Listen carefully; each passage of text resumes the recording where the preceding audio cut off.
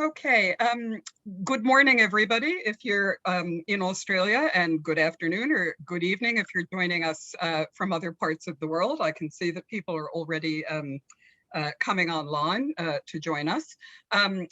We're thrilled to have you with us today. I have to say that when Lauren and I first started discussing this webinar, which is the first in a two-part series, we actually wondered whether anybody else would be interested in the question of how religion features in right-wing violent extremism. So it's great to see that over 100 people have registered for the webinar today.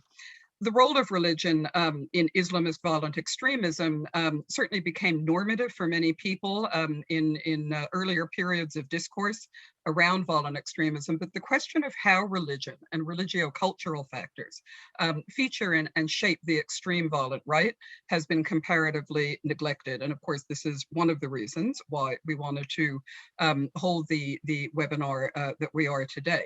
And I would just add that this has actually come into sharp focus recently in Australia with the use of the terms religiously motivated versus ideologically motivated violent extremism substituted by government for Islamist and right-wing violent extremism, respectively.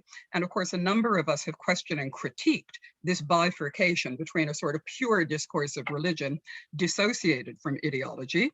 And today's webinar will absolutely help us unpack some of these issues. We have a really fantastic lineup of speakers, beginning with today's session moderator, Professor Lauren Dawson, whom I'll introduce in a moment, although of course he'll be well known to so many of you. So just a few quick housekeeping rules before I hand over to Lauren. We will hold questions until the end after all presenters have finished speaking, but please do, as people are going, post your questions in the Q&A or the chat, and we will then take them up when all the presentations are finished. Now over to Lauren. Dr. Lauren Dawson is an eminent scholar in the sociology of religion and professor in the departments of religious studies and sociology and legal studies at the University of Waterloo in Canada, with a wide range of highly influential publications and over $5 million in research funding. He is the co-founder and co-director of the Canadian Network for Research on Terrorism, Security and Society, and his recent research focuses on foreign fighters, the role of religion in motivating religious terrorism, and the social ecology of radicalization. Over to you, Lauren. Thanks, Michelle. Welcome, everybody. I'm always hate getting introduced in any way by someone with a list of items like that. I welcome you all here for what I think is going to be just a really interesting discussion tonight with some really remarkably good speakers who are going to provide us, I'm pretty confident, with some quite intriguing new insights into this topic. I was really pleased when Michelle approached us and suggested that TSAS and AVERT join together to run these seminars. TSAS is, some of you may or may not be aware of it, so that's the Canadian Network for Research on Terrorism, Security and Society. And we have concentrated, most of our effort has been concentrated, of course, as so many organizations has been, on jihadist threat, because that's been the primary concern in Canada.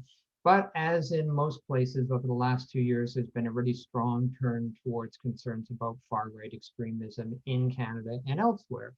And of course, now it's really always, it's an international issue. It's no longer a national issue, because as we're aware, the far right is starting to organize on an international level and have quite extensive international connections and influence. So I'm not an expert on the far right, so I'm going to say a few introductory words just to get us thinking about the topic, but really leave the meat of the matter to our really excellent speakers this evening.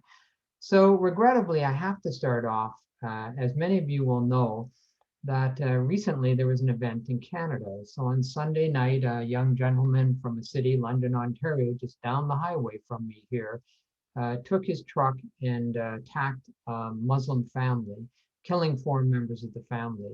The police announced quite quickly that it had been a targeted killing and that it had been one motivated by hate. The Prime Minister and others have identified it as a terrorist event, but at this point, of course, this is not clear. It's not even clear necessarily that this is motivated by some kind of organized connection to the far right, but it seems, very likely that that is the case. So there's a certain poignancy that we're talking about this evening. In Canada, virtually everyone is thinking about this. It's dominating the news cycle, and really across Canada is helping to raise issues and very serious concern about Islamophobia in the country.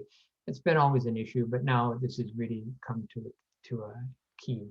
Now, some of you may be aware in that my writings over the last couple of years, I spent quite a bit of time talking about the very fact that religion, or more appropriately, religiosity, the way people are personally engaged and committed religiously, has been treated very poorly, surprisingly, even in the literature on jihadist terrorism. And there are a number of reasons for this. I'm not going to go through it here. You can go to my readings and look at it. There's a kind of systemic bias, regrettably. It's easy to document within the whole field of terrorism studies against really seriously coming to grips with religious motivations. Curiously, in a way, there's been a more openness to recognizing a religious component on the far right, probably because in the American context, there's always been a strong connection to sort of the Christian community, evangelical community, conservative Christianity within the American framework. But it still has not really been explored with the kind of sensitivity and depth that needs to be done.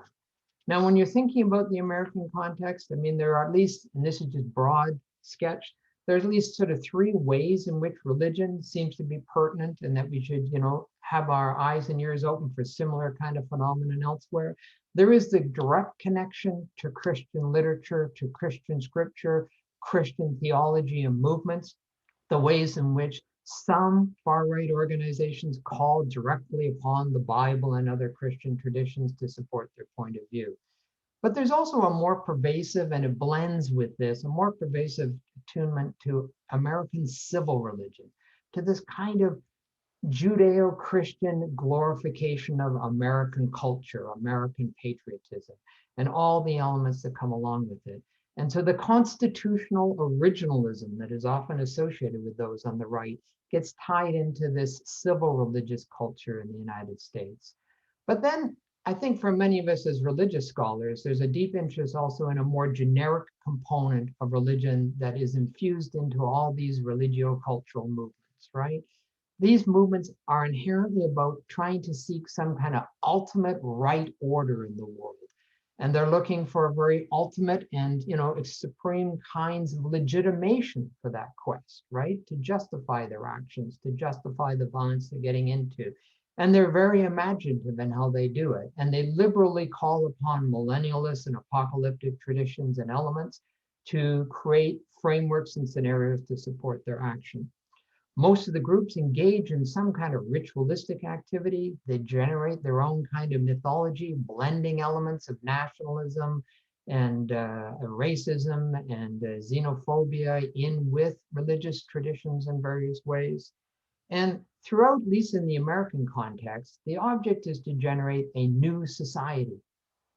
And in the classic way that they conceive of a new society coming into being, yes, it involves social action, but they tend to very typically in the American context focus on creating a new man, to use their language, a new human to bring about or create this new society. So you can see the emulation here of a classic kind of evangelical Christian mode to social change, right? You change people, you bring about a new kind of person, a new kind of man, and then that will generate a new society. So that suggests that they're really at core talking about some kind of spiritual transformation. And so as a result, I would say in the end, it's a misnomer to think that these guys are just donning religion as some kind of sort of camouflage for other motivations, and say that we have to recognize there probably is some intrinsic core religious component to what they're doing. But that's, of course, something that needs to be teased out and explained in much greater detail. Now, there's been all kinds of interesting recent developments, and I believe many of our speakers tonight are going to talk about new trends and developments in this regard. So enough of introductory comments. Let's proceed to our first presentation. So the first presentation, I'll read the title, even though you all have the title. Let's see if I can find it. Okay, so Religion, Spirituality, Violence, and the Far Right, Christian Oh, I've got the wrong title there. Wouldn't you know? There's a good way to start as a moderator. So first title is Ecofascism, Romanticism, Mysticism, and the Far-Right Ecology Nexus. And our speakers are Dr. Amar Singham and Dr. Brian Hughes. Dr. Amar Singham is from Queen's University here in Canada, the School of Religion, and cross-appointed to the Department of Political Science. Brian Hughes is from American University in Washington, D.C., and he is the Associate Director of the Polarization and Extremism Research and Innovation Lab, and also a Research Associate Professor in the School of Justice, Law, and Criminology. So I'll turn it over to you. Amar, are you going first? Yeah, yeah, thanks Lauren and Michelle and Lydia for the invite. I am having some weird internet issues, so if I'm kind of dropping off, maybe Brian can jump in. But so I mean, as Lauren mentioned, the kind of complexity of how religion is discussed on the far right is kind of daunting. It's usually kind of talked about in Christian terms, but we wanted to talk about it a little bit in more kind of mystical elements, I guess. Partly because this paper is already written, but also because I think it adds a little bit of nuance to how religion is discussed with the far right. So I will hand it over to Brian to kind of start us off, and then I'll jump in. Sure. Thanks very much, Amar. Thanks everyone for being here tonight, this morning, wherever you are. The term and the concept of eco-fascism really emerged with a new salience in 2019 with Patrick Crusius's attack on an El Paso, Texas Walmart. It killed 22 people. And in his manifesto, Crusius described himself explicitly as an eco-fascist. He was seeking to challenge the environmental warfare of immigration. In his deeds and then in his manifesto as well, Crusius is a bit of a copycat of Brenton Tarrant, the Christchurch shooter. Tarrant himself in his manifesto referred to no nationalism without environmentalism. So this is a theme that runs through both of these killers' words. But really it was the choice of Walmart frequented by Mexican immigrants that was highly symbolic in Crusius's attack.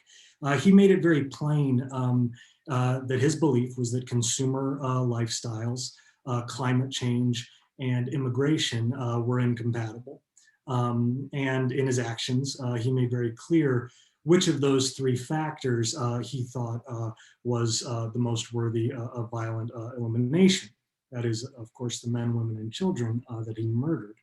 And really, it was at this point when in the popular press, we began to see more and more mentions of this term eco-fascism, and people asking, is there an eco-fascist movement? Is eco-fascism the next turn of far-right extremism? So this was a question that a lot of other people were asking, and we began to ask it ourselves.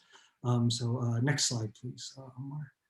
Now, before I go any further, it's important, to remind ourselves that eco-fascism is it's not a pre-existing object, which we're unearthing or uncovering, discovering, and whose properties we're testing, like it's some kind of new mineral compound.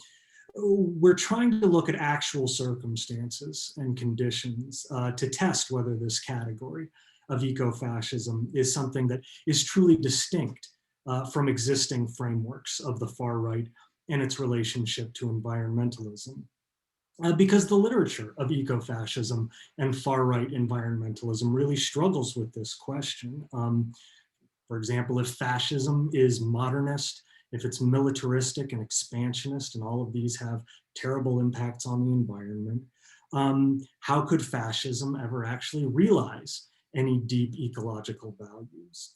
What do we make of the present day reality that far right parties tend to be every bit as bad on environmental issues as center right parties are, if and when those far right parties actually achieve any power?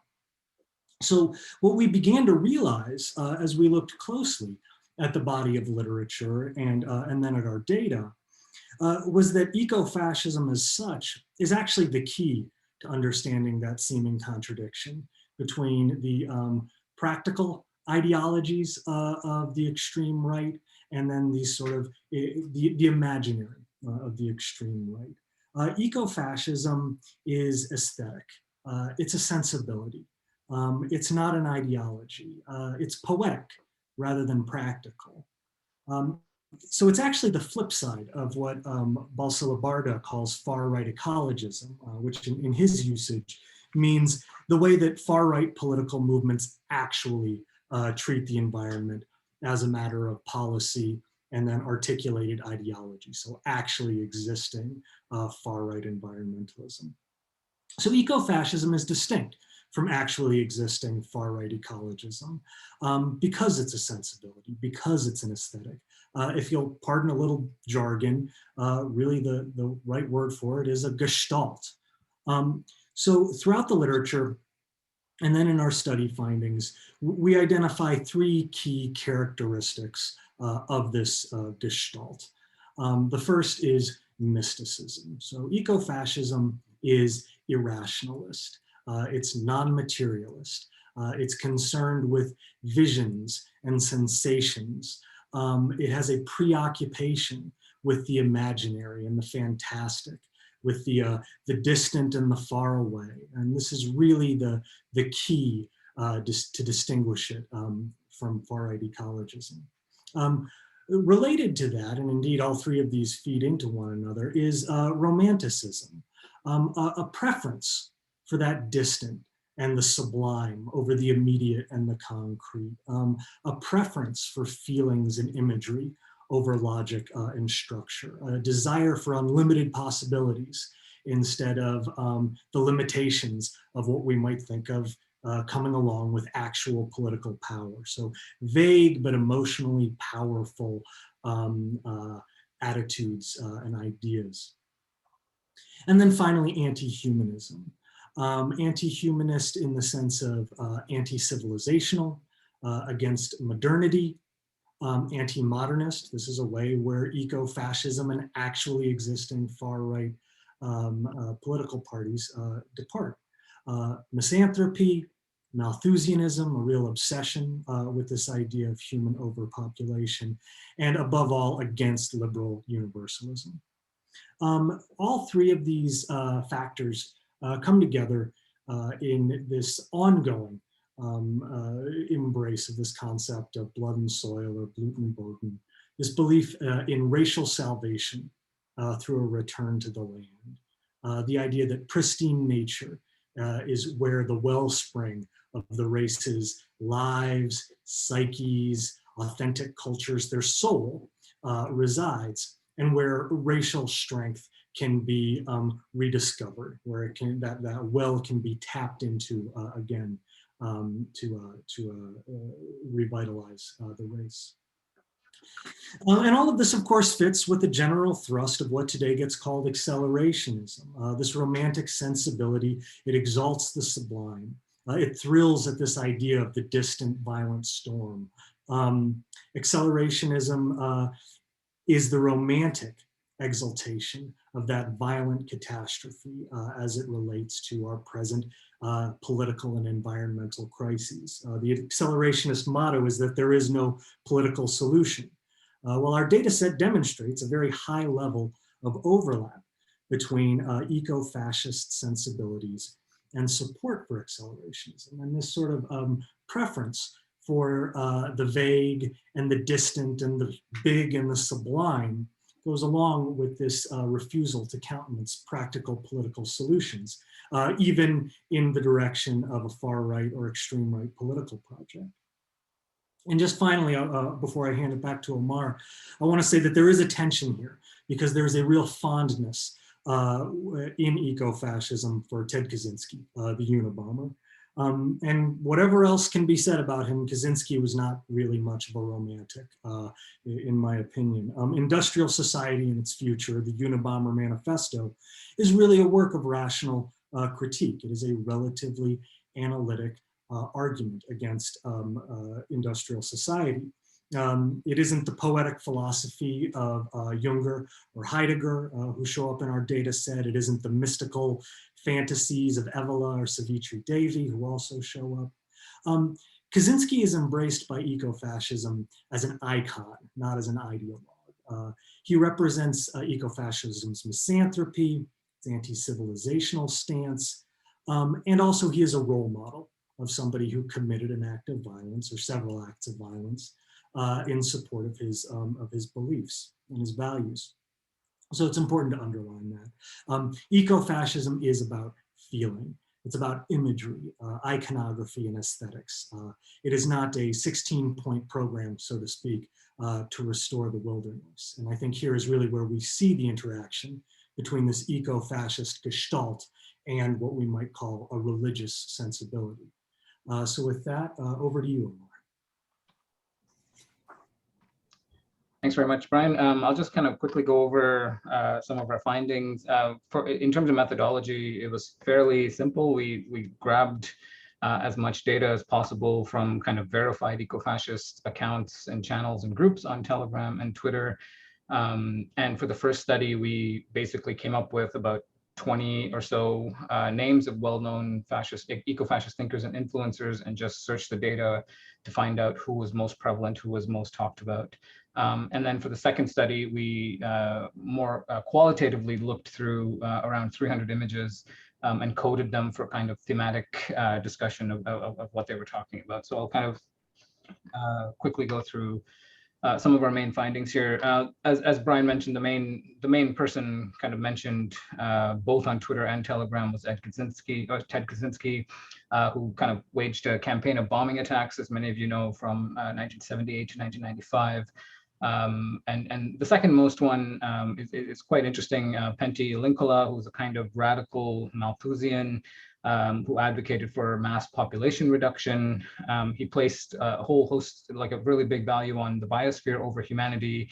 And actually, quite interestingly, in one of his interviews, blames the kind of international humanitarian system for keeping people alive, right? And he comes out and basically says, if in parts of the world where people are going hungry and people are dying of hunger and thirst, they should be just left alone to die, as opposed to us coming in and saving them, because which is quite against kind of the natural order of things.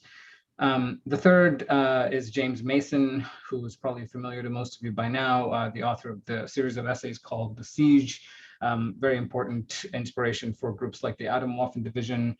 Obviously not an eco-fascist himself, but kind of advocated for civilizational collapse and accelerationism, which is very much part of the conversation here as well.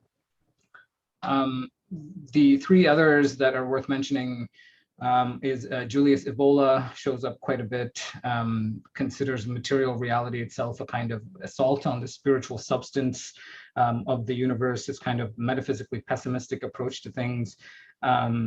The next one is William Luther Pierce, who is the author of the Turner Diaries, inspiration behind the Oklahoma City bombing. He interestingly founds a new religious movement of his own called cosmotheism, where he says that the creator is a kind of Gnostic sensibility, where the universe is created, or the creator is incarnated in the cosmos, but provides a kind of special divine spark to the white race within creation. Savitri Devi is quite interesting as well, a kind of Hindu Nordicist, she's been described as, and also believes that Adolf Hitler is the kind of incarnation of the Hindu god Vishnu, and a lot of her writings show up these Telegram, a variety of different groups as well. So what we're saying here is, of course, not that all the fascist community for their ideas and for their thinking. So quickly, in terms of study 2, there's kind of 3 main themes that popped up in the photos that we looked at manually. Unsurprisingly, of course, there's the ecological environmental component. Much of this is kind of natural scenes with kind of different animals, different mountains, different lakes, showcasing kind of the the value of the biosphere, basically saying that we, humanity is the virus, humanity is the problem. Gender roles show up very interestingly, largely with kind of natural roles laid out for men and women, and women seen as kind of in their essential purity, the role of procreation, their importance for the survival of the white race, things like that, and then the men's duty to kind of protect and provide over that. And of course, also kind of non-white immigration as a threat to white women, and so on. And in the violence category, largely kind of lots of praise for different organizations that have been active and have been violent in the past, things like the Animal Liberation Front, Green Line Front, and so on. Also show up in a lot of the images that we looked at. So I'll pass it back to Brian for a quick discussion of conclusion. I think we have a minute. Well, this online discourse that we observed and gathered our data from, what we think it does is it presents a coherent, if not deliberate or intentional, set of values and attitudes. And in these values and attitudes, this sensibility, it emerges through this elevation of key thinkers and imagery that express some of these values Amar just described. And all of this emerges as this gestalt, sensibility and an aesthetic rather than an ideology per se. Of course, this does not in any way reduce its potential to inspire violence. The feelings that it inspires are powerful. And as we've seen with Crucius and with Tarrant and with a variety of other potentially eco-fascist attacks and thwarted attacks, it has already has a body count, to put it bluntly. And it's really because of its ideological vagueness and its anti-civilizational stance that it lends itself so well to accelerationism, which is itself a profoundly violent strategy, a sort of anti-ideology. And this is why it is an emerging concern, I think deserving of the attention that's being focused on since El Paso. That's all for us, I think. Thank you very much. We'll be happy to take questions during Q&A. Great, thanks very much, Amar and Brian. Certainly news to me. I mean, not being familiar with this area at all, this is a very interesting introduction to eco-fascism and to the kind of bizarre sensibilities of what can arise on the far-right framework. I'm also, as Amar will know, very pleased to see this talk about the imaginary and fantasy, because I think it's a neglected element in terms of jihadism as well, and quite important. Good, so we're holding questions till the end. Remember, if you want to get a question posed later, put it into the question and answer, and then we will be weeding through those and selecting some. We won't be able to ask all the questions, some to the panelists at the end. Good, so we'll start off with, we'll move on now to Anna Hellerloff. And I read the title to her presentation at the beginning. I will reread it now, getting it in proper order. So religion / spirituality, violence and the far right, Christian dominionism, eco-fascism, and con-spirituality. So Anna is an associate professor in sociology of religion in the School of Humanities and Social Sciences at Deakin University, and is also a member of the Alfred Deakin's Institute's Center for Resilience and Inclusive Societies, and a member of AVERT. And of course, she has a series of very intriguing publications too, but I promised I would keep these introductions very brief. So Anna, over to you. Thank you, Lorne, and thank you, Michelle and Lydia. It's a great honor to be here today with all of you. I just want to begin, as we do in Australia, with an acknowledgement of country. So I acknowledge the Wurundjeri peoples of the Kulin Nation as the traditional custodians of the unceded sovereign territory upon which I'm situated today. And I pay my respects to their elders past, present, and future, as well as to any other Aboriginal or Torres Strait Islander people who are present. Okay, I'll share my screen.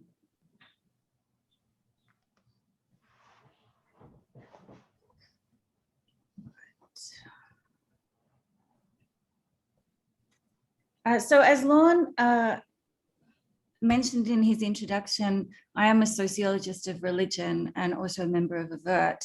I've been working in this space of CPVE for quite some time, and I also have a background in peace and conflict studies. So I'm going to draw today on some of the earlier research, some of the insights that Lorne actually mentioned in the beginning of his presentation, that people who wrote on peace, religion and conflict, and people who were writing on new religious movements kind of brought to the study of violent extremism and terrorism around the turn of the 21st century, and then take some of those key salient points about religion, and I'm adding the spirituality intentionally as well now, to look at sort of contemporary manifestations of, well, I've said Christian dominionism, but also eco-fascism and conspirituality. I'm leading a grant team at the moment that's funded by the Templeton Foundation and through the University of Birmingham's International Network on Science and Belief in Society. And we're looking at conspirituality in Australia.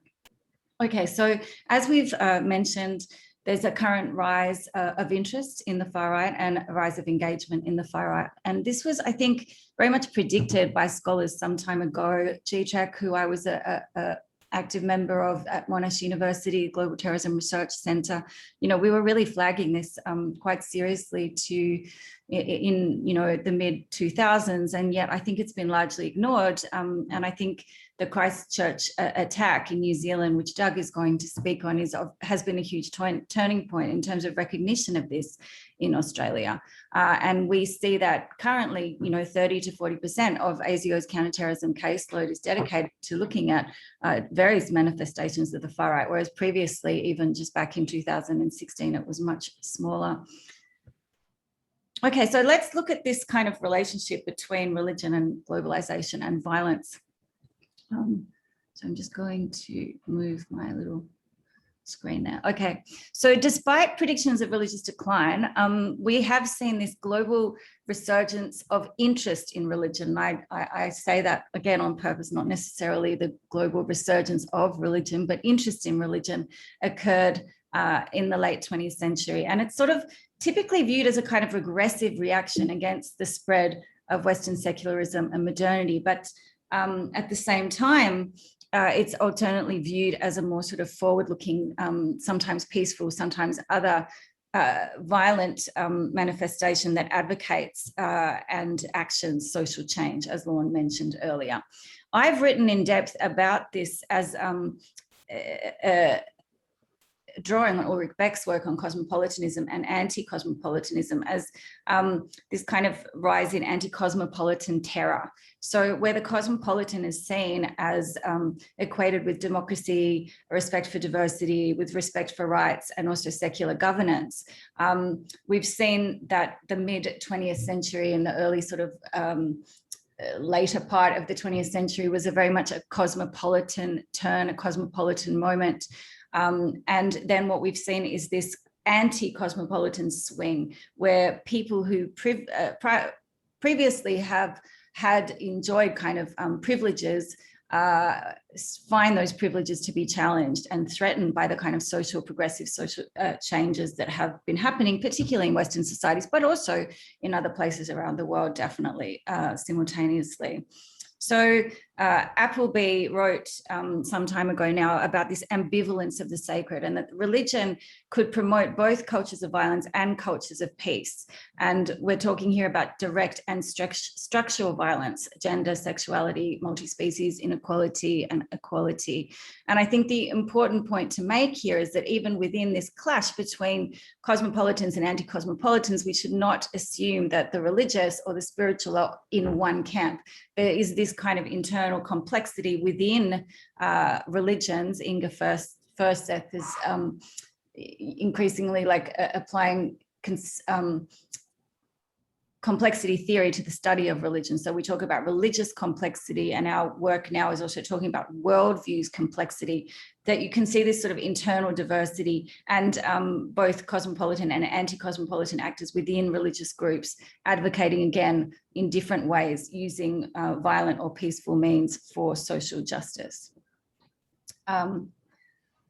Okay, so then as Lorne said, but what is it about religion that might predispose it to forms of violence? And again, in peace theory, there's been some really interesting work that was done, in the 90s, even pre 9/11, where people like Perry Schmidt-Lukul and Cynthia Sampson, Little, Appleby, ourselves involved in this research, talked about this thing within religion of exclusivity, this sense of having the one and only right way, this sense of knowing the absolute truth, as Lorne pointed to. And that sort of sets up this clash and competition where there are going to be, therefore, mutual superiority claims in competition with one another. So also, religion justifies violence in order to protect or defend itself. And most religions, major religions, do this and allow violent acts when threatened. This is then depicted, merged with kind of where everyday life struggles, as Jürgens Meyer says, get merged with cosmic struggles and results in cosmic wars and holy wars. And within these religious narratives, the enemies are also demonized and dehumanized, and this conviction of a holy duty and the absence of guilt or moral dilemma within it, and also this kind of sense of a guarantee that you have the ultimate truth, right? So you will be ultimately victorious and rewarded. These are the things that also make religious violence particularly difficult to address, because people's convictions can be very strong, obviously, within those religious narratives that again, once again, are there in many different religious groups, many new religious movements, and many spiritual groups also. So as Jürgens Meyer says, all religions are inherently revolutionary, and they are capable of providing the ideological resources for an alternative view of public order. And as Michelle flagged, there is a real issue with separating the religious from the ideological, given that obviously the religious is ideological in and of itself. All right. So in terms of peace building, and again, this ambivalence, I think, is important to note. In terms of religious peace building, there are also things that predispose religion to being able to play a significant role in peace building. And I think this is important too for experts in PCVE, because if we're going to understand the religious drivers or worldview drivers, let's say, the religious, spiritual, and other types of ideological drivers from a multitude of worldviews, we also need to understand this flip side of it. And that might also be helpful in terms of then countering or preventing violent extremism with these types of ideologies at their core. So religions can also provide these methodologies for personal and collective peace realization on the personal and also the broader level. And religions can also provide mandates for justice and for non-violent resistance to injustice. And you can see those 2 points actually applied to both violent and peaceful movements. There is that sort of sense of wanting to create a better world, a different world, through various types of means, be they violent or non-violent. And with injustice really being at the heart of a lot of the concerns for why people get drawn to these movements as well. So processes of reconciliation are often informed by religious concepts, forgiveness, compassion, and also that religious actors and leaders are engaged with communities at the grassroots level and therefore have these extensive networks for communication and action. And we see that in fields like religion and development that now work very closely with religious groups on development initiatives, even though that was very much resisted up until sort of the turn of the 21st century, sorry. And we see it also in interreligious networks. So religious peace building can take place through peace education, through conflict resolution, reconciliation, and also through socio-political change through these non-violent means. So again, when you're looking at this, if you want to try to help, say, people harness these motivations for justice, I think it's also helpful in terms of peace education to show non-violent examples and means that are also religiously or spiritually inspired to bring about dramatic social change, and that they can actually be effective. So in terms of the far right, these are things that, again, Lorne and Amar and David have mentioned, or Brian, sorry, in that there are factors within the far right that then I think also there's some overlap there with some of the factors with religiously or spiritually inspired extremism. So in the far right, you can see these narratives of nationalism and exclusivity, civilizationalism, emphasis on values, emphasis on sovereignty, this myth, this fantasy of a monocultural, monoreligious nation, a racist exclusionary. So this exclusivity, I think, is really at the heart of a lot of this. There's these anti-cosmopolitan elements, the anti-modernity, anti-cultural Marxism, anti the progressive left, anti-critical theory, anti-Semitic, anti-Islamic, anti-migration, anti-authoritarian, anti-feminist, heterosexist. Cultural revolutionaries, critique modernity, but they look back to this kind of restoration of tradition, and they can draw on Christian and pagan versions of that. But then, as we've said, it's not just a regressive movement of a restoration of tradition, it's a forward-looking movement because it wants to reshape society according to those traditions. And again, we can see that in the case studies that are being presented today, which I won't go into because I don't have the time to do it. But there is a quote here that colleagues of ours at AVERT, Richards et al. Have highlighted in a recent publication from a far-right website called The Unshackled. And you can see there is an illustration of some of the points that I've just made. Concerned conservative Australians must understand that giving countless concessions to these progressive movements will not calm them down. Conservative Australians must imbue themselves with a revolutionary spirit like the Marxists have. We must regain a sense of mission with a clear end goal in mind. Instead of a parade celebrating the sexualization and degeneration of traditional society, we should offer festivals and events that highlight our national unity, love of country, and commitment to tradition. And the language there, I think, is very evocative, very similar to kind of a religious language. All right, I'm aware I'm getting to my last 3 minutes, but I just want to look at Australia just quickly here. So, and I have spent a lot of time doing research, continuing to do research of this. So I think what we have in Australia is actually, Ghassan Haj calls it the multicultural real and the myth or the fantasy of a white Christian nation. The reality is that pre-1901, we have this very rich history of Indigenous culture and religious diversity. We have contact, particularly from in the far north, and relationships with Asia, with Muslim communities in Asia, and intermarriage and complex, long history there. Then we have white settlement, and we have these large waves also of migration from Asia pre-1901, again, particularly in the far north of Australia. We're doing research on this at the moment. And then the introduction of the 1901 Immigration Restriction Act, which is known as the White Australia Policy. So you can see this kind of construction, this myth of a white Christian Australia is actually, it was socially and politically engineered. It was constructed through this policy that lasted until the 1970s.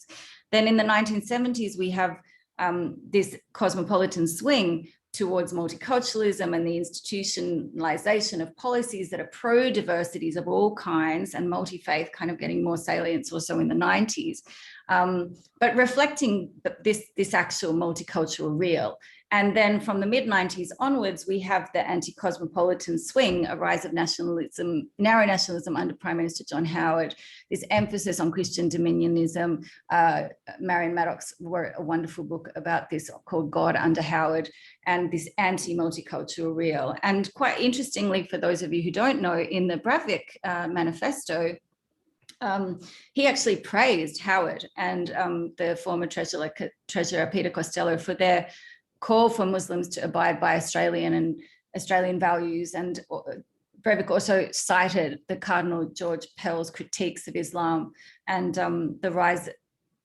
And so this, is a early example. And these are the kinds of things that we were flagging way back then in terms of how this kind of narrow nationalism and this Australian values debate perpetuated by political figures was dangerous in terms of then potentially fueling the far right. And then we see this, the Christchurch attack.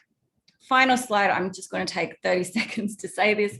So you can see, again, these themes are also there of Christian dominionism, within ecofascism and also in conspirituality, where there's this exclusivity, superiority, this privy to a higher knowledge, to the truth.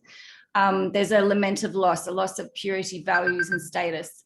There's this narratives of the Great Awakening, cosmic war, apocalyptic messianic narratives, revolutionary imagining, recreation of society, dehumanization of enemies, emphasis on whiteness, racism, the anti-cosmopolitan thing, and the mistrust of authority. But one thing I think we need to be aware of, and I know others are going to talk about this now, we can talk about it in questions, is the internal complexity within these movements, not even just between them, but within them. And that's coming out in our work on conspirituality, where we bracketed the con, because it's really a it's a wide continuum. It is aesthetic. It comprises distinct but multiple spiritual tribes that use different codes of language and aesthetics. They're intersecting, but maybe not as intersecting as much as some commentators, I think, have spoken about in recent times. Okay, I'm going to stop. Sorry if I went a little over. Always too much to say. Yes, and it's thank you very much. You packed a lot into that. You did. I mean, we all tend to want to do that, right? But it was very informative and very good, framing things in terms of the broader literature extremely well. In a sense, you're giving the big context in which the things that Amar and Brian were talking about sort of fit as a piece, right? As you were indicating at the end, and making, which is helpful for us, the connection to Australian events and developments in Australia. So I think there's a lot there to pry at and get at in various ways. So thank you. And hopefully we'll get some good chance to get back at this with some questions. Okay, Douglas. So we'll get on with our final presentation from Douglas Pratt. And so I'm flipping pages here to get titles. So the title of his talk is The Christchurch Mosque Massacre in 2019, Some Ideological Drivers. And Douglas Pratt taught religious studies at the University of Waikato, I don't know if I'm saying that correctly, in New Zealand for over 30 years. And he currently holds appointments as honorary professor in theological and religious studies at the University of Auckland, and is an adjunct professor in theology and interreligious relations at the Faculty of Theology at the University of Bern in Switzerland. And of course, we're familiar with him from numerous books he's written about interreligious dialogue and conflict and tensions and connections to violence as well. So Douglas, take it away. Thank you very much. I hope you can see the screen all right. I'm doing my Yes. screen sharing. I'm addressing the Christchurch Mosque Massacre, and just as a comment, the university I was at was University of Waikato. The WAI is Y, and then the other is just Kato, Waikato. So, some ideological drivers. Christchurch 2019 was an act of violence born of a number of motivating ideological strands of extremism, and these include a mix of race hatred, anti-immigration sentiment, and palpable hostility toward Islam and Muslims. Brendan Tarrant has been charged with 51 counts of murder, 40 of attempted murder, and 1 of engaging in a terrorist act, and he was sentenced last year to life in jail without parole. Tarrant himself did not identify as a Christian, but nevertheless, elements of religious extremism are undoubtedly threaded through the ideology that drove him. The Christchurch targets were religious, not simply a racial or immigrant sites. And among those executed was some who had the same skin color and ethnicity as the killer. They were Caucasian like him. Those killed represent about 0.1% of the total Muslim community in New Zealand. And as a percentage of the total population of the country, the massacre, approximated proportionally to those killed in the infamous 9/11 attack on the United States. While in some ways, Christchurch 2019 event seems like New Zealand's 9/11, it reads more as New Zealand's Norway 2011 terrorist attacks of Anders Breivik. As with Norway, New Zealand was subject to a form of religio-cultural terrorism mixed in with tropes of racist white supremacy and anti-immigration. In the gestation of his radicalization that led to the preparation and execution of the attack, Tarrant, who acted alone, claimed to belong to no specific group. Nevertheless, he acknowledged that he gained support from the reborn Knights Templar, stating he had contact with Anders Breivik, receiving a blessing for my mission after contacting his brother Knights. For Tarrant, his targets were not just any immigrants, but members of a group regarded as having the aim, the ideological intent of replacing white inhabitants. The internet abounds with claims that this is the name of the game for Islam. Further, all members of the target community are guilty, for they constitute an extreme threat by their very existence and presence. Irrespective of age, gender, ethnicity, or any other factor, everyone at the mosques was a legitimate target for Tarrant in accordance with his ideological position.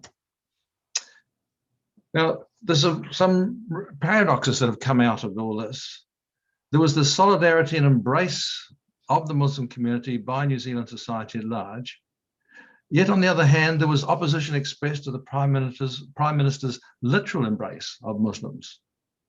The extremist ideology caught up in the ideological platform of the attacker is not, of course, representative of the vast majority of Christians in this country. Yet, expressions of antipathy and hostility towards Muslims, including from within quarters of the Christian community, abound. The terrorist event and its immediate aftermath have given way to a matrix of critique and the address of shortcomings. However, such terrorist events do not arise in a vacuum. There is an ongoing issue of tackling the seedbed of prejudice, misinformation, and rejection, which nurture the extremist views that yield extremist ideologies and their resultant acts of violence and terror. A distinction always needs to be made, of course, between the individual extremist actor and the underlying extremist ideology of the act. Some actors sit lightly to the ideology they profess, perhaps lacking significant awareness of it. Others are deeply into it, and some, yet driven by their ideology, may not fully comprehend its pedigree and provenance. Ideological influences on Tarrant are fairly wide-ranging. His manifesto openly references Anders Breivik and expresses admiration for the interwar British fascist leader Oswald Mosley. Some suggest he was inspired by ideas circulating in France, in particular those that derive from the French anti-immigration writer Renaud Camus, including plagiarizing the title of his book, The Great Replacement. As Tarrant's own manifesto indicates, the context of the target was not just a matter of being a religious other, but as instantiating the fear that these particular non-white people, courtesy of immigration on largely economic grounds, are intent on invading and replacing the European race. When interviewed by police, Tarrant referred to his attacks as terror attacks that were motivated by his ideological beliefs with the intention of instilling fear into those he described as invaders. He repeats the well-worn Islamophobia trope that they will disenfranchise us, subvert our nations, destroy our communities, destroy our ethnic binds, destroy our cultures, destroy our peoples. This requires a response that deals with both the invaders within our lands and the invaders that seek to enter our lands. And so Tarrant decided to take a stand to ensure, quote, a future for my people. The right-wing analysis and ideological position contained in his manifesto appears further radicalized by Tarrant's white supremacist influences, within which are embedded extreme views derived from Christian sources. The white supremacist ideology emanating from Europe that peppers Tarrant's manifesto clearly identifies being white with being Christian, if only in a cultural sense. Although Tarrant does not profess to be a Christian, neither does he eschew religion. It's complicated, he stated. The rationale for the target being Muslims gathered at prayer in their mosques was that they constituted an obvious, visible, and large group of invaders from a culture with high fertility rates, higher social trust, and strong, robust traditions that seek to occupy my people's lands and ethnically replace my own people. An interesting point of ideological reinforcement comes through. In part, the ideological driver contains a measure of self-critique, inasmuch as, along with Breivik, there is the judgment made that the Christian white race has lost its way in terms of its heritage and cultural values, mores, and the rate of reproduction, no longer following the biblical mandate to go forth and multiply, for example. Thus, Tarrant's seemingly salvific act to ensure a future for my people. In short, his manifesto recites a collection of tropes of white supremacy and alt-right movements. This contextualized his action as being undertaken with the broader aim of inciting further violence, political agitation, and social disruption. So adding, quote, momentum to the pendulum swings of history, all within the horizon of ensuring, quote, the existence of our people and a future for white children. Tarrant's manifesto is revealing. He claims he is not anti-Muslim as such. Rather, he prefers that each race, religious and cultural group should reside in their own land and not invade our lands, live on our soil, and replace our people. Tarrant presents as affirming what we might call silo diversity, that is, diversity that neither interacts nor mutually impinges. But he eschews any real multicultural diversity. His ideological position is to reject Muslims as fellow residents and citizens on the basis of his presumption of the replacement threat. In reality, he rejects diversity. Significantly, he is clear in his abhorrence of converts to Islam, those from our own people that turn their backs on their heritage, turn their backs on their cultures, turn their back on their traditions, and become blood traitors to their own race. These I hate, he stated quite clearly. Now, this is something quite other than pure anti-immigrant stance and gives the lie to the apparent non-antipathy to Muslims as such. Indeed, it belies a deep Islamophobic thread within his motivating ideology, confirmed by the choice of target of whom he states there are no innocents. Extreme ideology is the source of extreme behavior. My studies into religious extremism have shown that racist, anti-immigrant, and Islamophobic views are linked, for some, to extreme Christian views, lines of theological interpretation and thinking that are utterly heterodox, even heretical. Such views are embedded within hardline white supremacy doctrine. Arguably, as with Breivik, Tarrant's white supremacy can be understood as representing a form of cultural Christian extremism. It would seem that, despite some dissimulating comments, the ideological context for the attack, especially in the choice of target, rather links the underlying motivation to extreme Islamophobic sentiments found within the wider right-wing movement, as well as in portions of the Christian community within New Zealand and beyond. Finally, how much of his manifesto Tarrant actually believed or still does is moot, and in any case beside the point. It is indicative of the ideological fundament out of which he gained a sense of self-righteous justification to act the way he did. Thank you. That's it from me. Great, thank you very much, Douglas. As far as I can tell, probably promptly on time. I think you had it down perfectly. So, all right, we can open up to some questions now. We've gotten a few that have come in from the Q&A, but I think, as I indicated before, first, I'd like to open it up and see if members of the panel have questions for each other. And I think the easiest way to do that is you just raise your hand and go ahead and click on your microphone and speak. So does anyone have a question or a query for other members of the panel?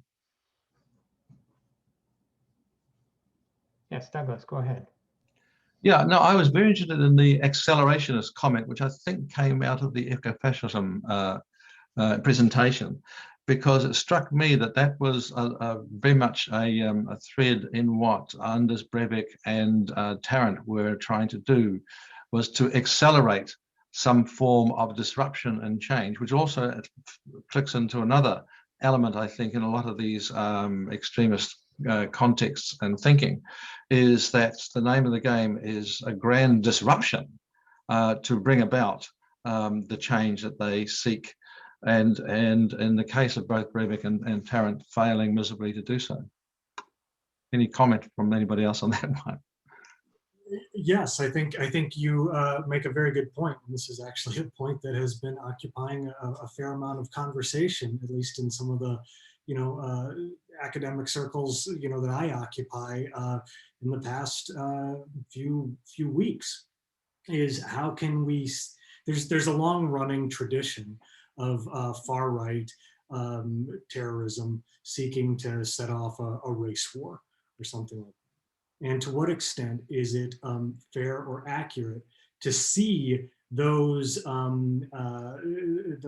goals as a kind of accelerationism avant la lettre? The term accelerationism and the concept accelerationism are pretty newly minted, but I think frankly, I agree with you. I think that it is perfectly legitimate to apply it retroactively to the terrorists and mass murderers who sought to bring about societal collapse through race war, so that something else could come up out of its ashes. I will say that I think that one of the defining characteristics of accelerationism is this vague step that is never articulated in between the collapse of society and then the emergence of the new utopia. It's that blank spot that I think really defines accelerationism per se as accelerationist, as opposed to a political or paramilitary strategy. Again, though, that's being hotly debated as we speak. So I'm definitely interested to hear what other people think. Thank you for that. It brings to mind also the whole field of Armageddon kind of theology and thinking. But anyhow, enough of me. I think that's all I was going to add. It absolutely plays into the apocalyptic narratives and millennialism, and yeah. Well, that actually brings up one of the questions then in the Q&A. Someone did ask about the role of millennialism, right, in all of these movements, and how millennialism is, picked upon and used. So people would like to maybe comment about the specific component of millennialism. Let's take in the case of ecofascism, not to just concentrate on it, but is it necessarily millennialist informed? And to what extent was the attacker in New Zealand informed by a millennialist perspective? Sorry. Yeah, I mean, I think this is what I was going to add to the accelerationism comment as well, is that I think there is an element of kind of millennialism, apocalypticism within, built into some of these movements, right? This idea of total kind of this worldly, imminent kind of transformation of society. They're fundamentally millennialist in nature. I think a lot of the literature focuses quite heavily through Michael Barkin on kind of Christian identity movements, but I think it applies quite heavily to a lot of these newer trends that we're seeing as well. Also, this belief in the kind of elect, right? The elect who will survive and bring about the transformation, bring about the utopian society is also quite common within these kinds of movements. Well, that's a component, maybe just to press it a little further.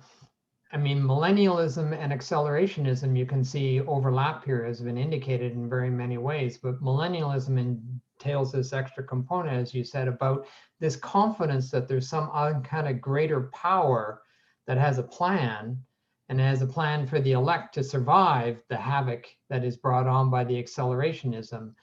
I'm not sure if that element is present there, if it gets to the point of actually being a full-scale or true millennialism. Any comment? Yeah, my comment would be that it's the overlap factor, more in terms of some of the you might say the phenomenological dynamics of millennialism, as opposed to the actual articulated theology of it.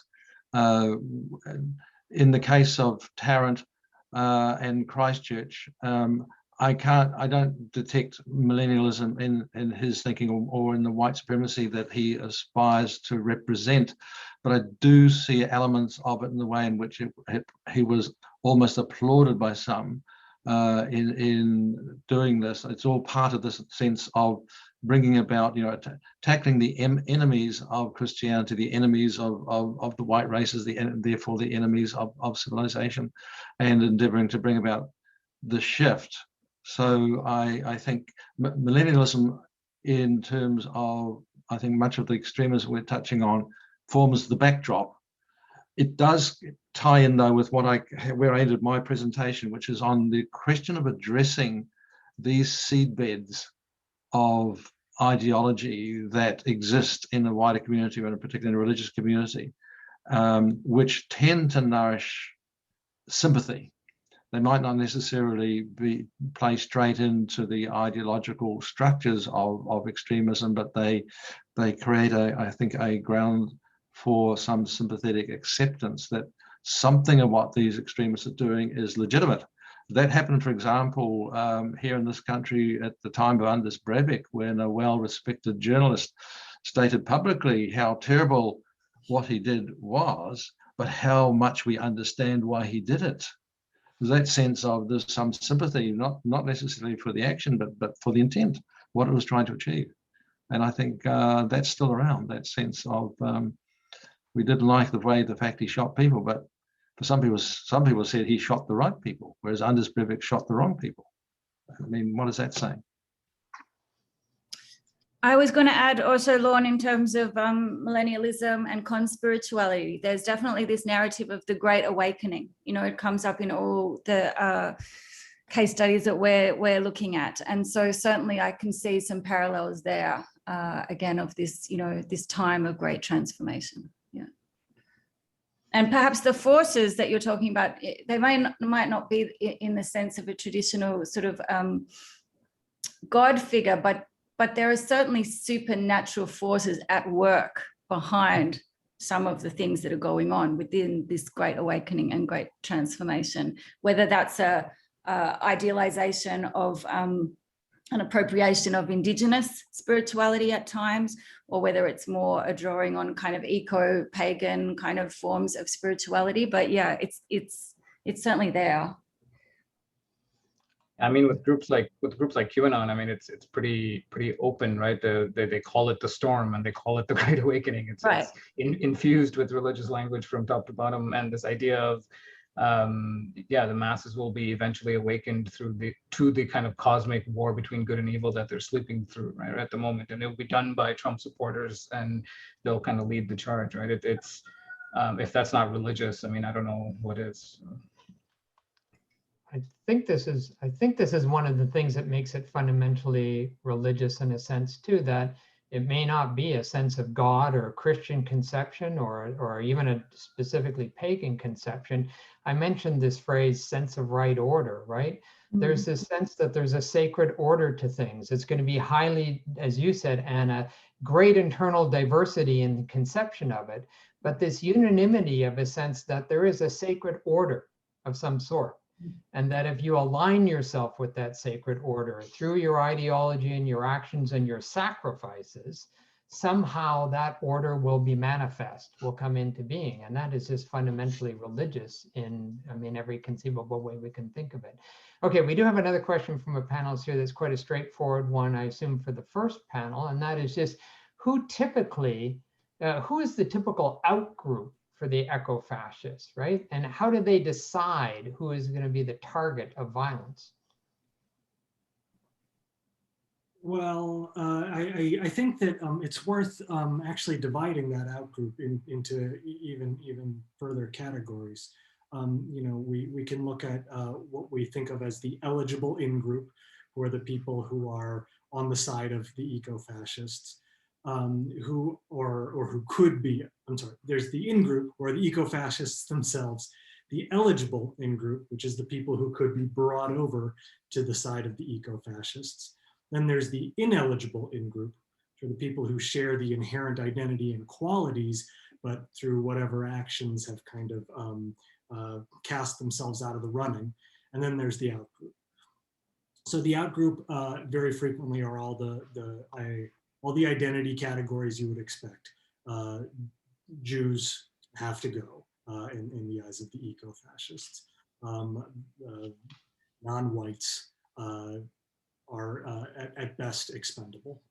But I think that what differentiates eco-fascism from other far-right extremism is just how broadly they cast the ineligible in-group. for a lot of white supremacist extremism, the ineligible in-group is really limited to whites who intermarry with non-whites, or whites who work with social services that serve minorities or something like that. For the eco-fascists, the ineligible in-group really includes virtually anyone who embraces our urban, global, cosmopolitan consumer lifestyle. I don't know. Do you think that's fair to say, Omar? Yeah, I mean, I think anyone who participates, because they conceive of it globally, right, as opposed to just kind of they put the biosphere above humanity. The outgroup naturally means anyone who's participating, much in the Kaczynski kind of language, in the kind of capitalist exploitative environment, and so that's a massive net. That's basically everyone, right? And so. Yeah, I think their eligible or their outgroup is much broader. The other thing I would add, I think, is because it's a kind of aesthetic gestalt, as Brian mentioned, it does, as we saw, kind of seep into other far-right groups, and therefore whatever the outgroup is for those movements naturally just kind of remains that way. And so it's not an organization unto itself which has its own outgroup, so to speak, right? It kind of can color other movements and push them in different directions. That makes sense. How do they deal with, sort of scientific ecological movements? I mean, I'm curious about the relationship between this aesthetic and science itself. And do they engage in a kind of scientism? I mean, do they do a version of what sort of New Agers do and neo-pagans do? They kind of cherry pick science to fit their agenda, and they are claimed to be engaged in science, but it's more a kind of scientism. And what do they do with other ecological movements like nativist, native Aboriginal movements and their ecological perspective?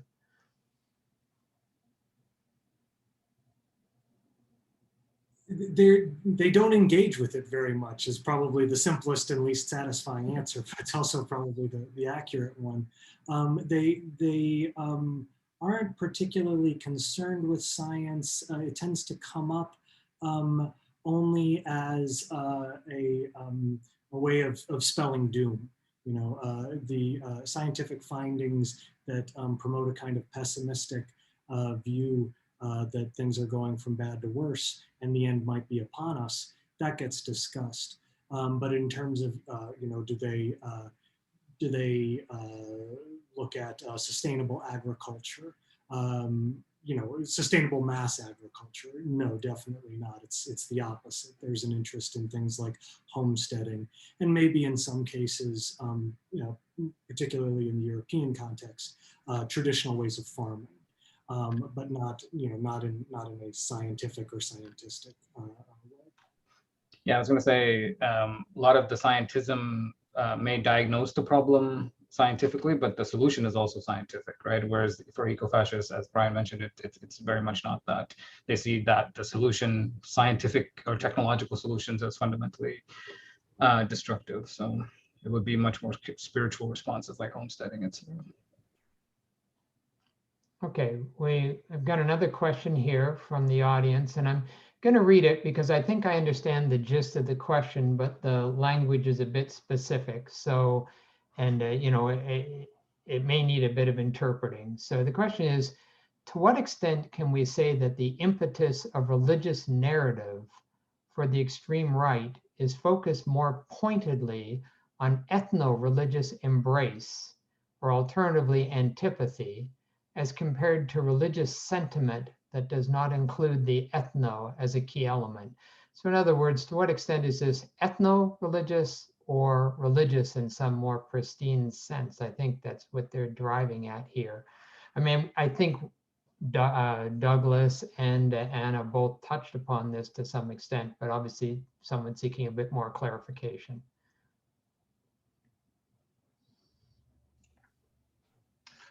Douglas? Let me have a crack at responding to what I think is the question being asked.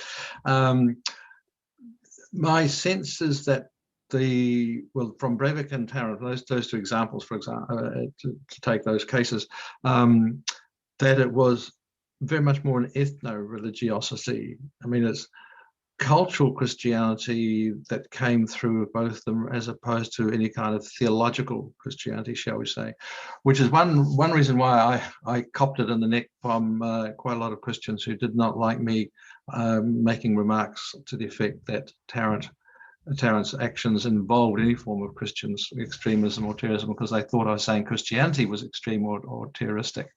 They don't understand extremism is of course an aberration from a norm. So you have, for example, I've just responded to a question on the chat that about along this line, that, and I made the comment, as with Breivik and perhaps imitating him, Tarrant is not advocating any narrow Christian exclusive outcome. He admits other, specifically European religious identity elements. They both, for example, gravitate towards Norse and North European religious tropes and identity elements, not just Christian. Although they then, particularly Breivik, then sort of, berates the church for having lost its way in terms of the relationship with Islam. So there's a kind of a mixture there that does suggest to me that it's not simply echoing Christian versus Islam type tropes, but bringing into play some a larger ethnic identity element, which in case of both Tarrant and Breivik is North European, and therefore any heritage of North Europeanism in terms of identity and religion can be regarded as okay. So therefore, from a strictly speaking religious point of view, there is obviously a confusion there.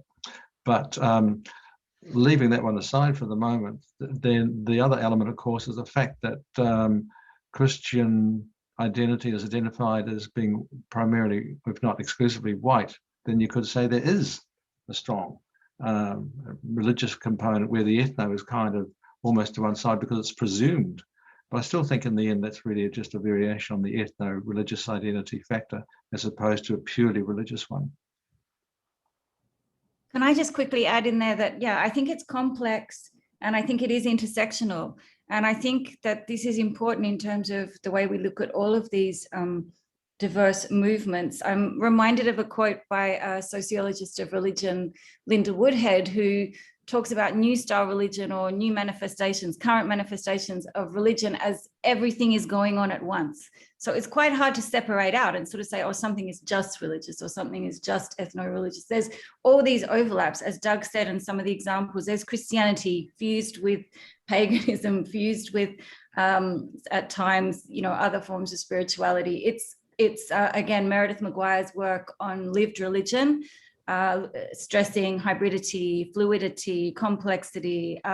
So yeah, I think these case studies are really great examples of seeing, and I guess maybe that's why we're shifting a little bit more towards looking at sort of worldviews diversity as opposed to even religious diversity or spiritual diversity, something that encompasses all of those possibilities and the intersections within them. Yeah. I think complexity. Yeah, sorry, Emma.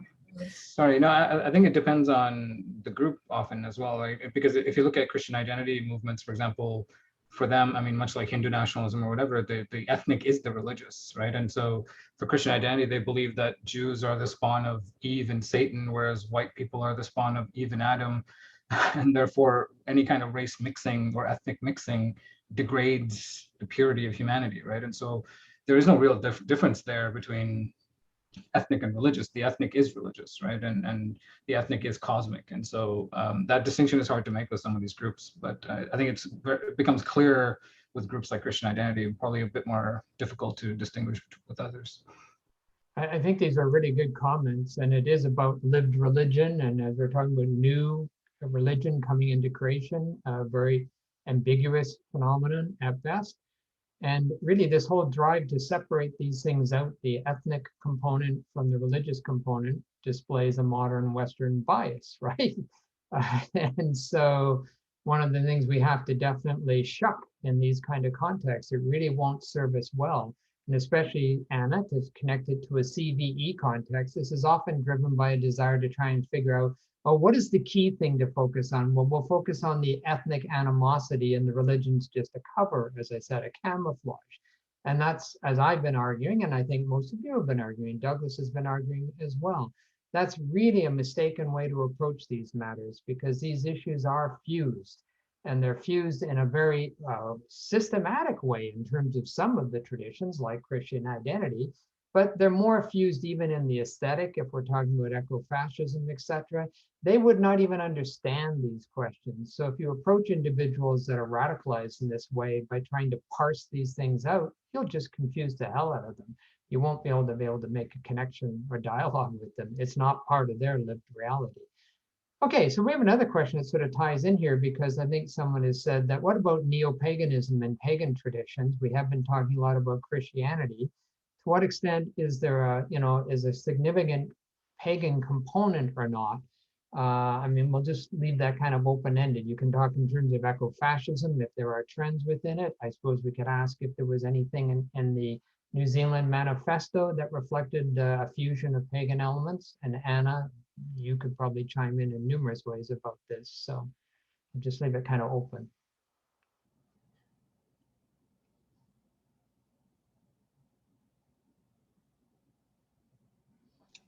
It's kind of stopped us in our tracks a bit, that one, and I think it's because it does really echo what you were saying before about how things are fused in so many ways. The dominant white supremacy ideology, as I understand the way it influenced Tarrant, for example, and probably Breivik, does not, as I see it, draw heavily on the neo-pagan traditions. It seems to me that actually picks up more the Romanticism line that came up in some of the comments on Eco-Fascism, and I think that's actually quite interesting too. So maybe there's a hook there, but in terms of the stated manifesto stuff, there's some reference to neo-paganism or paganism that might be flagging that gap that was mentioned between the sense of the accelerated movement towards a grand disruption, what's then going to follow, but it's not all that clear, really, in what I've seen.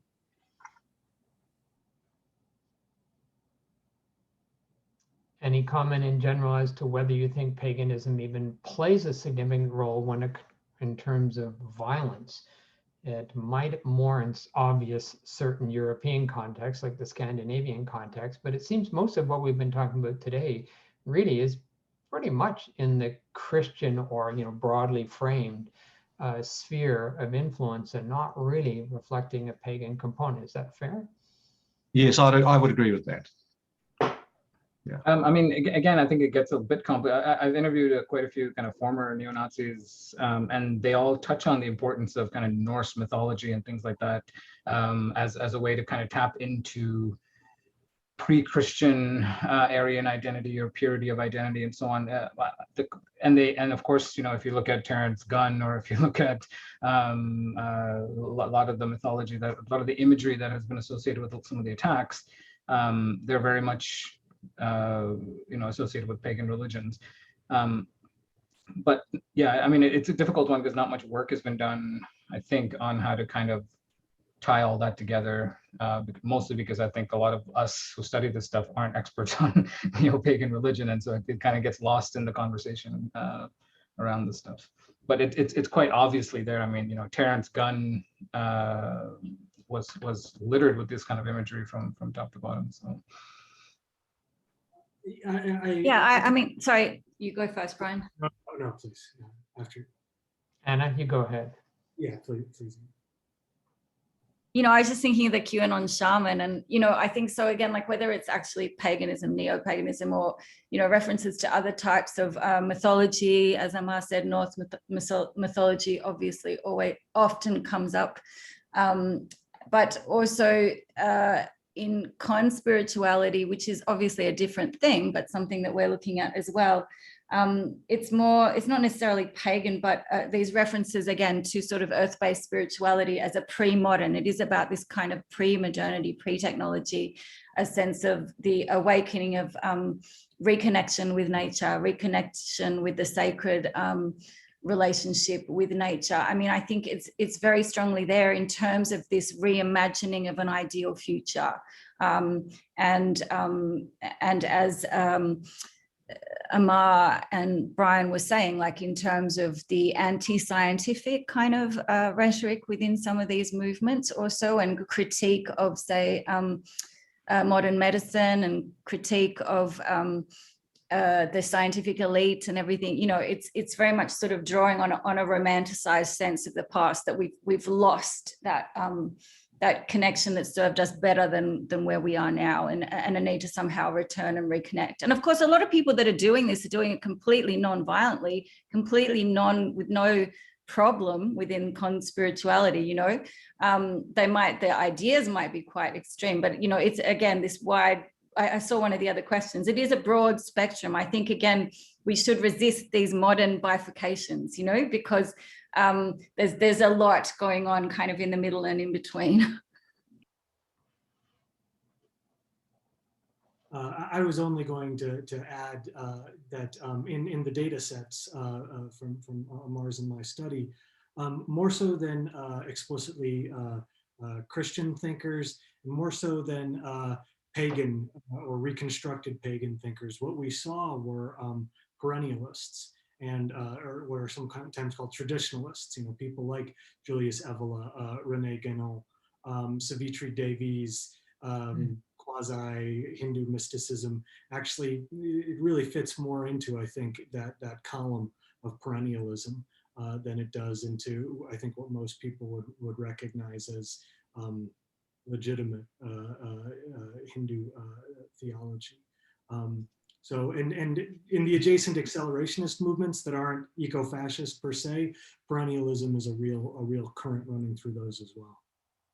Another topic that hasn't been unpacked or studied properly yet. I mean, someone mentioned the Order of Nine Angles in the chat. I mean, there's virtually nothing written on the group in a kind of substantive way yet, but it's massively important, very violent, and you know, even the Canadian government, I think, is thinking about listing them as well as a terrorist entity. So yeah, not much work on those kinds of groups. Well, I have to say, I find this fascinating, they're raising the idea of perennialism and the perennialist tradition and mystical tradition in general as a component here. That's news to me. I mean, I'm not an expert in the area, but I think it would be news to most people in the audience, and raises whole other interesting possibilities in terms of the religious aspect or component here, right? And experiential components, nature, mysticism, etc., and long traditions of these things that would be warrant being explored.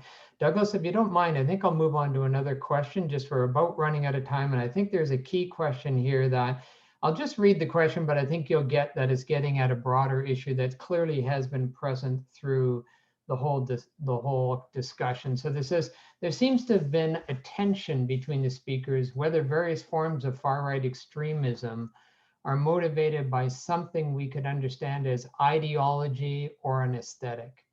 You know, can we understand extremism in terms of both ideology and aesthetic? And this is for all panel members. And I would say I'd be very interested. I think I know what your answers are in many respects, but this is a very important issue. This business about religion and ideology, and now we add aesthetic or fantasy. And when are we dealing with ideology, and how does it fit in and play with all this? Can an aesthetic be ideological? What would that mean? Any and all comments, welcome. Douglas. Thanks. Interestingly, that question ties in with the comment I was going to make before, because it seems to me, when I was reflecting on the question of you know, the pagan influences, is that it comes through, I think, less in ideology and more as part of an aesthetic that goes with it. So that, for example, in the case of Tarrant, yes, there's an ideological matrix that comes through in his manifesto, which attempts to justify what he does. But in his activity, with he's covered in, you know, his weapons are covered in icons and images and so on. It's almost as if the aesthetic of the extremist in this kind of case is to build himself up iconographically, if you will, into a new kind of identity that transcends the individual underneath the armor and the body, the cameras, and all this, just the stuff that goes with it, and the music that he was playing out. So he becomes kind of like a Superman in the act. And as I referred to in my comments, you know, there was almost a salvific dimension. I only thought about this as looking through the material again, because he was attempting an action which was going to save his people. And that requires a kind of, it's more than just ideology. There's that sense of imaginary, which I think engages an aesthetic. And so therefore these where the threads might be seen to come together. So that's my off-the-cuff response to a very interesting question.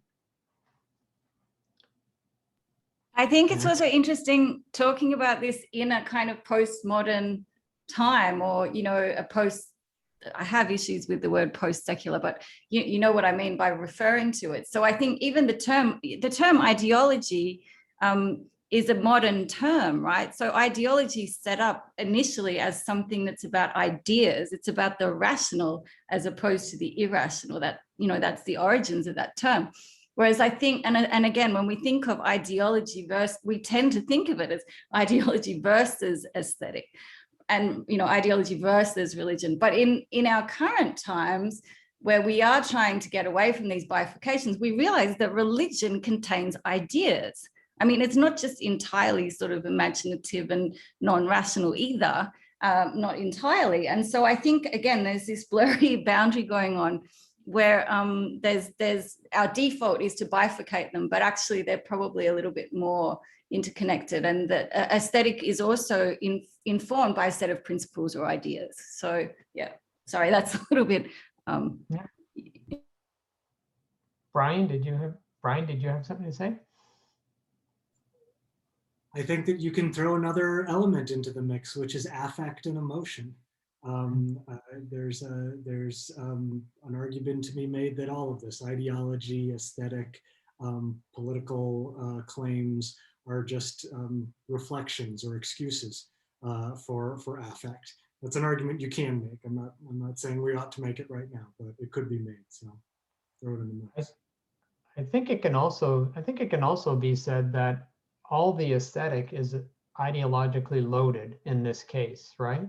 It may be in a kind of pre-conscious level almost, but once they gravitate to the aesthetic, they are being drawn into the ideology. And I think you could actually chart in people's lives how they gravitate, they move through the aesthetic into actual engagement with ideology. And then in the cases we've seen with numerous individuals you've all highlighted, become ideologues themselves. And they often become ideologues first out of this aesthetic pull, right? And this affective component. Anna, you brought up lived religions earlier. In my writings, I try and get people to realize we got to stop talking about ideology in the context of jihadist terrorism and talk about lived ideology in the same sense as lived religion, right? This messy affair of how ideology actually operates in people's lives, not in books, right? So I think Michelle is there present to draw us to a conclusion.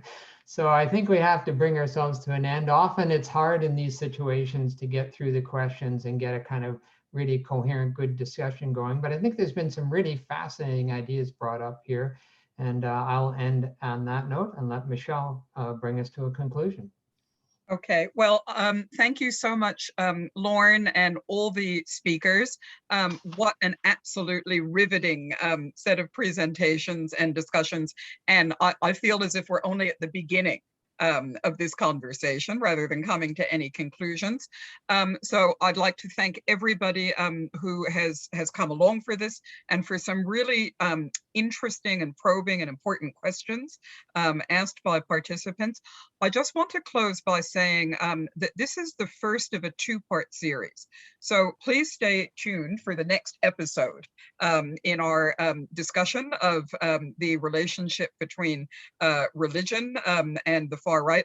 And I am thinking off the back of the conversation that we've just had, that we definitely should now be seeking a presentation that looks specifically at the question of iconography, aesthetics, and the relationship of that to ideology and religion in far right extremist context. So stay tuned.